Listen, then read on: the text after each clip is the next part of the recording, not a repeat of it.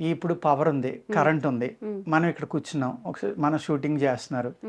Light yellow, orange colour ఉంది. ఈ colour పర్వాలేదమ్మా. అన్ని ఎల్ఈడి బల్బులు వచ్చేసి ప్యూర్ వైట్ బల్బులు వచ్చినాయమ్మా. అవి చూడడం వల్ల చూడగానే జుమ్ అంటుంది అసలు, కళ్ళు కూడా ఒకసారి ఇలా ఈ యొక్క ఆలోచన పరిధిని మార్చేసి మ్యాక్సిమం కళ్ళుని కానీ బ్రెయిన్ కానీ పాడు చేసే లైటింగ్ వైట్ లైటింగ్. మొత్తం ప్యూర్ వైట్ లైటింగ్ ఉండకూడదు. మీకు ఆరెంజ్ కలర్, సూర్యుడు ఉదయించిన తర్వాత 8-9 గంటలకు ఏ కలర్ ఉంటాడో, అరే ప్రకృతి రంగు అదే కదా. అది మానేసి మనం కొత్త రంగు పెట్టుకుంటే ఎలా కుదురుతుంది? సూర్యుడు మధ్యాహ్నం వచ్చాక ప్యూర్ వైట్లో ఉంటాడు, అప్పుడు చూడగలరా మీరు? లేదు, చూడలేదు. కానీ ఇక్కడ ఎందుకు చూడాలి మనం?